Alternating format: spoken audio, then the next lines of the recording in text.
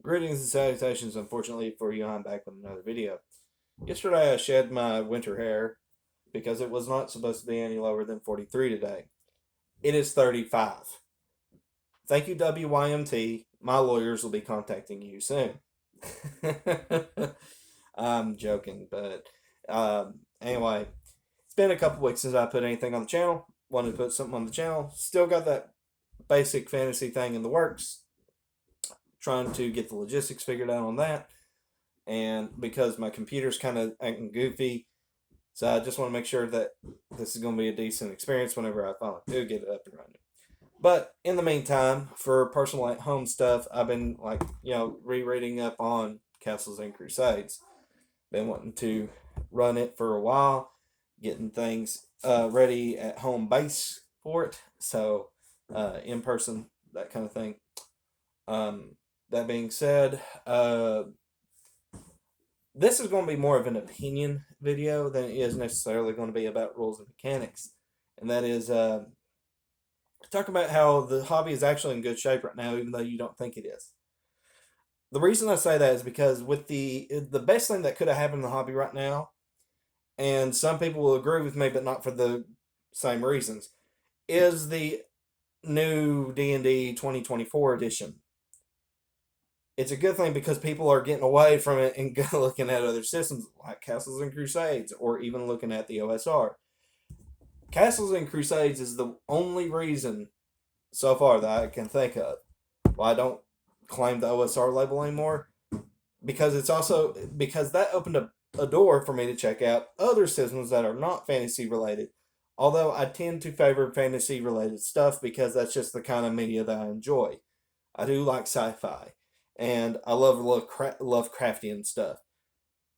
Lovecraft works because you can insert it into fantasy or you can insert it into sci-fi. So broadly speaking, speculative fiction. That's why I like the best. That's the genre that I look forward to the most. That encompasses a lot of stuff. So, with that, a lot of people have started looking at the weaknesses of 5e because it seems like the biggest weaknesses with the new edition, the 2024 edition, is because they seem to have doubled down on the weaknesses of 5e instead of fixing them. And so they've gone that route, and that's chased a lot of people away.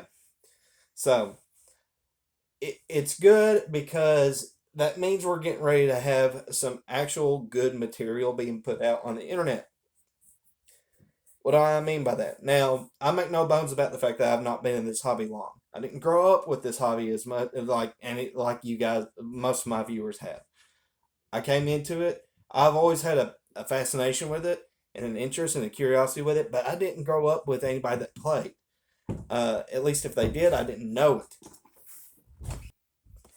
Anyways, my girl is just wanting to stop in and say goodnight. Anyways, so the material that is going to be hopefully going to be the majority is going to be actually decent, good material for players and GMs and newcomers. I'm pretty newcomer friendly.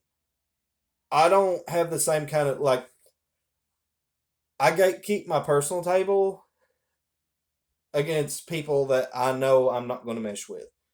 When it comes to newcomers who are interested and I know them beforehand, those are the people I don't gatekeep because I don't think they're going to be a problem. I'm not against newbies coming in. So with that being said, uh, the problem is a lot of people have gotten into this hobby with the mentality of, oh, we know more and better than the people that have been here for years. I make no bones about the fact that I've not been here for that long. I am thankful that I've had so many people that grew up with this kind of stuff who say that I'm doing a good job with my channel and a good job with my material, or they think that some of my takes are actually pretty interesting, that they've never heard anybody else talk about it. I think one of the highest praises that I could think of was with Lord Matthias said that he really enjoyed the fact that I brought up the fact that I like to build my dungeons around the monster lair, the key monster lair. I put it in the center and I build everything else around it. I build from the inside out. So, and that was one of the highest praises I ever got that I can think of because I was like, ooh, that's actually very high praise. So, with that being said, and that's not me tooting my own horn, that's just me pointing something out. So I try to remain humble. A lot of people think they know better than anybody else, and because they have shackled themselves to 5e, whether they like to admit it or not, now their channels and their material are suffering because people are kind of getting away from it. People are checking other things out. And then some people just flat out leaving the hobby because it's not what it was when they came in.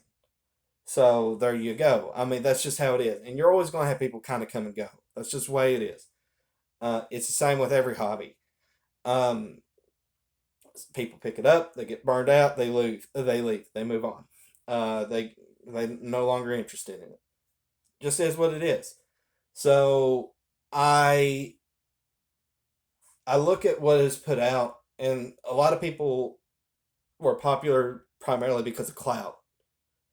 They either had a pretty face, which I like, or they just threw out some ridiculously hot takes, which really were honestly normie takes. It's just that they tried to make it seem like they were hot takes, when in fact it was like the majority opinion. So it was the most clickbaity, most likely to get views because the majority of people were going to agree with it.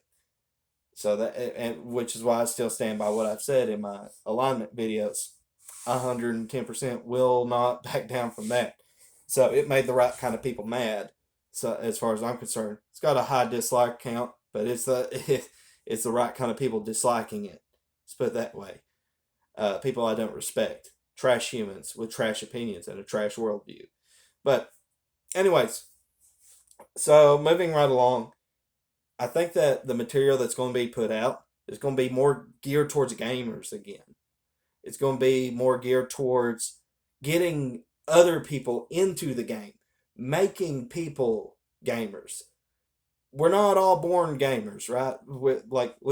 There was a time when we didn't participate, and now we do, right? So now I think there's going to be more material that creates gamers.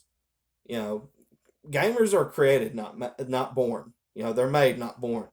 Like you just kind of going along with life, then you see something and you're like, oh, that's interesting, and then you kind of start taking it a little bit more serious. So like I'm always going to be a Super Nintendo nerd. That's just the way that I am. I've got a SNES Classic over there that I've jailbroke the far out of, and I have a bunch of my old Nintendo and Super Nintendo games and even Game Boy games downloaded onto it. So like that's just what my niche was when I was growing up, and that's what me and my friends talked about when we were growing up. Well, then you get told, hey, those RPGs you played? Well, they're cool and all, but they're limited by the contingency of the programming. What if you could play something like this that has no walls? That has the human element doesn't say no, you can't do that. It says you probably could, but let's justify it. How would that work out? That kind of thing. When you climb a mountain in Skyrim, it feels like an accident. It doesn't feel like the developers meant for you to do it. It doesn't feel like a mechanic. This has a mechanic for it. You're meant to climb the mountain. So, as always, guys, take care. God bless, and I'll see you on the other side.